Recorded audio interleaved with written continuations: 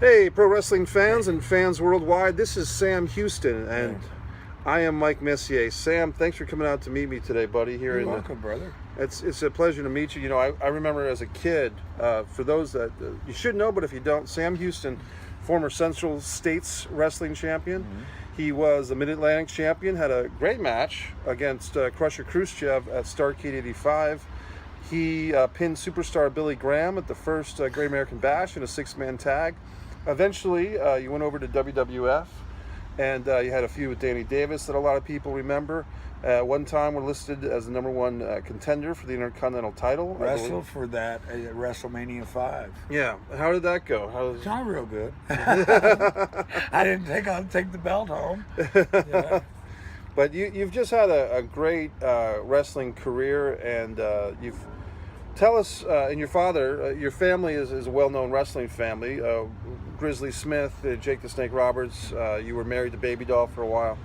But Sam, how and Rockin' Robin, your sister, former WWF Women's Champion. Don't forget Samantha Starr, my daughter, my youngest daughter. She's wrestling now. So, yeah, it's a family business. You know, a lot of people talk to me and they ask me, well, you know, how long have you been in the business, or how long have you been a wrestler, or whatever.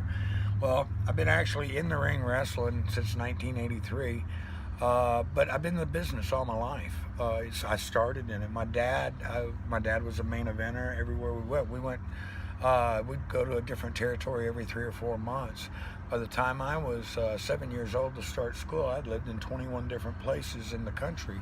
We'd be in Los Angeles 1 minute, Charlotte, North Carolina the next, back down to Texas, back up to Oregon.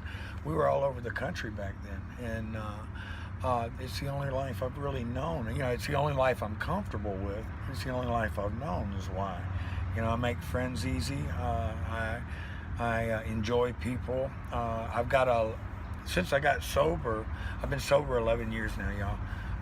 But since I got sober, I seem to be enjoying a whole lot more and finding out who I am inside and what I like to do. And I like to help people. You know, I like to help them as much as I can. Our job on this earth is to be out there and be with our brothers and sisters and to lend a hand, you know, to give that blessing, and whatever blessings I can bestow on anybody I want to, you know, because it makes their burden a little bit easier. Yesterday, I went to Tampa. I mean, I had places to be and stuff like that, but a fella had reached my manager and he wanted to call me, or wanted me to call him. He was a disabled veteran and he was dying. And so I told my manager to get his address. My manager did, and I showed up at his house yesterday. And we visited for a while, you know.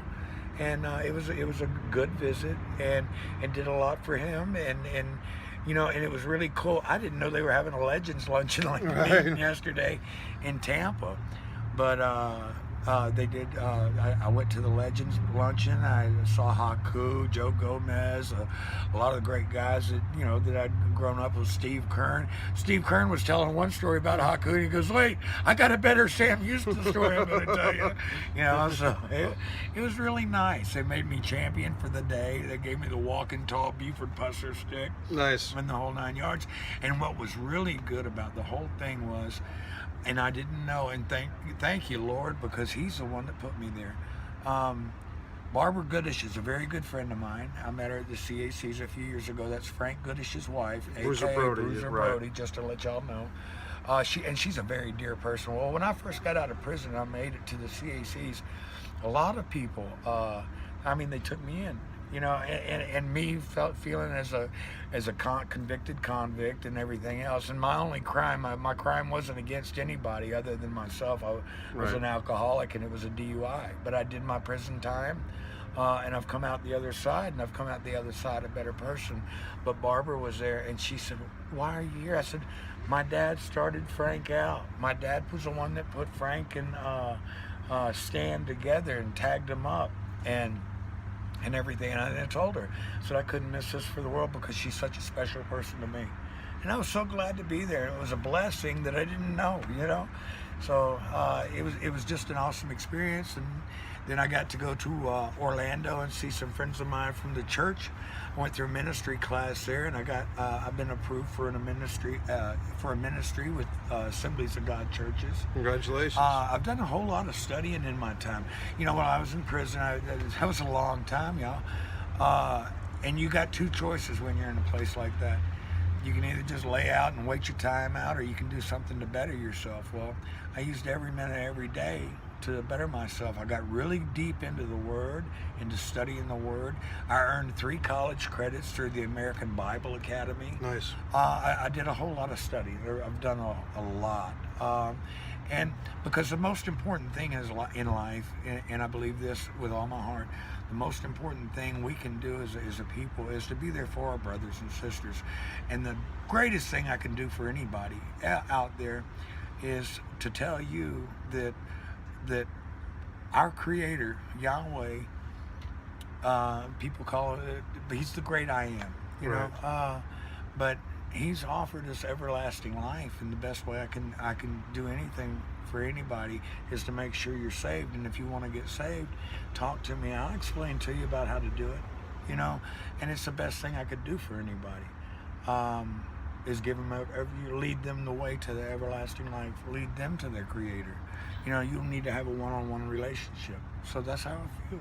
I like what you said, that when you're serving time, it's like either you can serve the time, but also have the time serve you, instead of just, you know, wasting it or waiting for that to get out. Oh, you're doing productive stuff.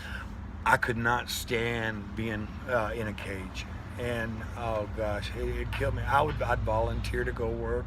I worked in one place. I volunteered to go out and work in the fields every day in the garden they had. But we weren't getting a lot of vegetables and stuff like that, so through the commissary I was able to get me a little salt shaker, and I love cherry tomatoes. Right. So I get on that cherry tomato, and I'd be eating as much as, you know, as I'm picking. So, but it was good. I mean, when you are in a place like that, there are things that you can do to not get anything illegal. Of course, you can get anything you want in there anyway. Right. You got enough money. There was one camp I was in, you could have got a 22, wow, a pistol, for $150. Jeez. Yeah, the ammunition was something different. I mean, that's cheaper than at Walmart. Yeah.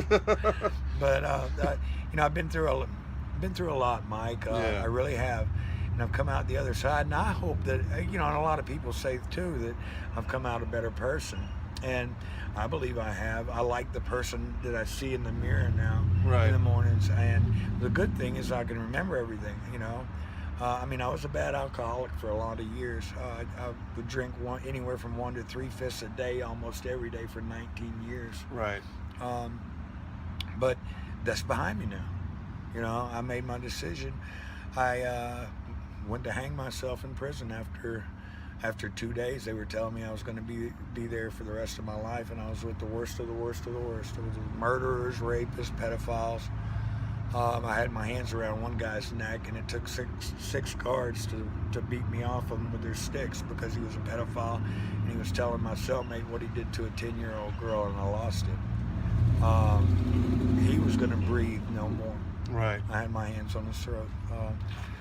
I've been through a lot, but you know, each scar you get, each cut, each bruise, whatever, you know, they add character to your personality and to your life. You know, my scars tell a story, and so do I. Well, and that's for those that are watching this interview that may be able to help us. Sam and I are kind of getting together, and if you don't mind me saying, sitting there with a computer to write some of your stories, or many of them, as many as we can, and starting with a pilot script. You know, basically our feeling was that TV pilot script would be a great starting point for a collaboration. So if there's anyone out there in the entertainment industry that is watching this, that's intrigued by Sam's stories, what we're going to do is we're going to write like basically a half-hour